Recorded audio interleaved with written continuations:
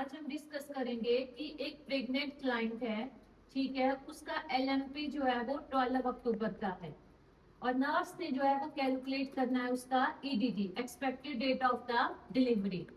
तो जो आपके पास आ गया आपका एलएमपी अक्टूबर का है, तो आपने इसको कैलकुलेट करते हैं जिस फॉर्मूले का, उसका नाम है निगले रूल।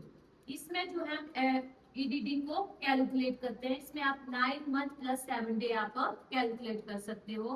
तो इसका जो एग्जैक्ट आंसर बैठता है वो बैठता है 19 जुलाई।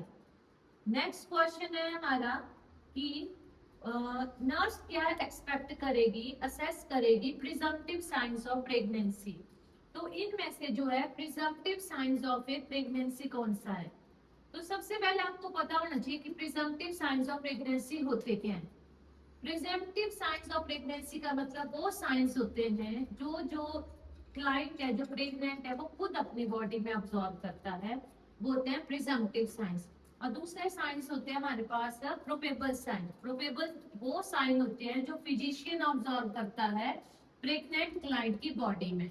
और लास्ट वाले साइंस होते हैं पॉजिटिव साइंस, जो पूरी तरह से हमें कंफर्म कर देते हैं प्रेगनेंसी को, लाइक हमारा अल्ट्रासाउंड, हमारा सीटी स्कैन वगैरह।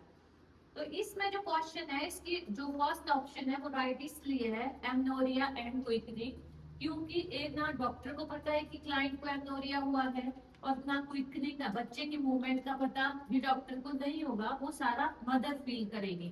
तो इसकी जो एग्जैक्ट आंसर्स है वो आ गया हमारे पास। एमनोरिया एंड जो क्विकनिंग होती है वो प्रिजम्पटिव साइंस ऑफ प्रेगनेंसी होता है।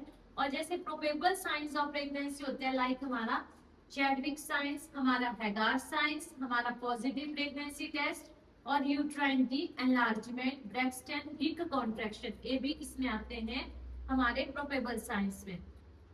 लास्ट आता है हमारा positive science of the pregnancy, जिसमें हम फीटल आउटलाइन को देखते हैं, अल्ट्रासाउंड वगैरह से हम इसको कंफर्म करते हैं। तो इसमें आपको पता होना चाहिए प्रिजम्पटिव, प्रोबेबल और पॉजिटिव साइंस क्या है, क्योंकि ये क्वेश्चन बहुत रिपीटेड क्वेश्चंस हैं, बहुत बार आए हुए हैं। नेक्स्ट क्वेश्चन है आपके पास, एक क्लाइंट है, एक नेक्स्ट क्वेश्चन है कि एक नर्स है, वो असेस कर रही है leg of the client of 36 week की वो प्रेग्नेंट है। तो हमें कौन सी फाइंडिंग जो होती है वो नर्स इसमें एक्सपेक्ट कर सकती है। तो ये क्वेश्चन जो है आपके एम्स में आया हुआ है बहुत बार, बाइलेटरल डिपेंडेंट एडिमा। तो चलो हम इस क्वेश्चन को ऐसे सॉल्व कर लेते हैं। जैसे जैसे जो फिटस होता है हमारे पास क्या हो जाता है, ग्रो होता है, फिटस हमारा ग्रो होता है। तो जो फिटस का जो वेट होता है वो यूट्रस का वेट हैवी हो जाता है, ठीक है। तो जिसके कारण जो हमारी फीमोरल पेन होती है उसमें प्रेशर अराइज होता है, जिसके कारण बाइलेटरल डिपेंडेंट एडिमा होता है। तो इसकी राइट ऑप्शन आ गई हमारे पास, बाइलेटरल डिपेंडेंट एडिमा। अगर हम इन और ऑप्शंस को हम इसलिए करेक्ट नहीं कर रहे हैं क्योंकि फीडल पल्स और कैपिलरी डिफाइल जो है वो स्लर्ज कौन से केस में होती है, वो होती है सर्कुलेशन। अगर हमारे लेग में अच्छे से सर्कुलेशन नहीं हो रहा है, दैट मीन्स हमारी जो पीडल पल्स है और जो हमारा कैपिलरी डिफाइल होगा वो डिस्टर्ब होगा। और यूनिलेटरल काफ एनलार्जमेंट कब होती है, जब हमें थ्रोम्बोसिस की प्रॉब्लम हो। नेक्स्ट क्वेश्चन है कि क्लाइंट, एक क्लाइंट है वो एडमिटेड हुआ है और उसको हुई है एक्टोपिक प्रेगनेंसी। एक्टोपिक प्रेगनेंसी का मतलब है कि जो यूट्रस है, जो आपका मतलब इम्प्लांटेशन ऑफ फर्टिलाइज जो एग है वो यूट्राइन कैविटी में ना होकर के बाहर हो रही है, एब्डोमेन में हो रही है, फिलोपियन ट्यूब्स में हो रही है।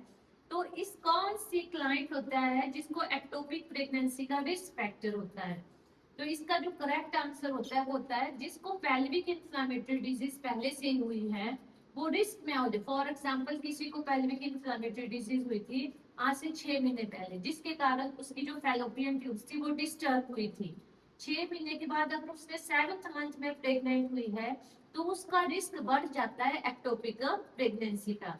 नेक्स्ट क्वेश्चन है हमारा कि इसको छोड़ो, नेक्स्ट टेस्ट के बाद कि एक क्लाइंट आता है जिसका हमने डायग्नोसिस किया कि उसको ओलिगोहाइड्रोमेनियास है, यानी एमनियोटिक फ्लूइड जो है इसमें कम है। तो कौन सी जो कॉम्प्लिकेशंस होती है उससे हमें पता लग जाता है कि ओलिगोहाइड्रोमेनियास इसकी वजह से हुआ है। तो इसका जो करेक्ट आंसर है वो होता है रीनल मालफॉर्मेशन, क्यों? क्योंकि वही है रीनल, वही सिस्टम है जहाँ से फ्लूइड का हमें आना जाना लगा रहता है। अगर आपकी किडनी में रीनल एप्लेजिया हुआ है, डिस्प्लास्टिक किडनी है और ऑब्स्ट्रक्टेड लीजन है, तो वो रीजन बन सकते हैं आपके पास किसके, आपके पास ओलिगोहाइड्रोमेनियास के। और जो दूसरा हमारे पास हाइपोस्पाइडियसिस, इसका कोई लिंक नहीं है। टेनिपस इक्विनोवायरस क्लब फूड की बात कर रहा है, प्रेजेंस ऑफ ए नॉर्मली सभी में होती है। तो इसका जो करेक्ट आंसर है वो रहेगा रीनल माल फॉर्मेशन। नेक्स्ट क्वेश्चन है हमारे पास, एक क्लाइंट है, एक नर्स है, हम 16 ईयर प्रेग्नेंट ओल्ड क्लाइंट की वो केयर कर रही है, तो आयरन दे रहे हैं, तो आयरन की ऑब्जॉर्वेशन किसके साथ होती है? तो आपको पता ही है आयरन विटामिन सी के साथ सबसे अच्छा ऑब्जॉर्व होता है, तो glass of the orange juice के साथ इसकी ऑब्जॉर्वेशन जो है वो बेटर होगी। Thank you.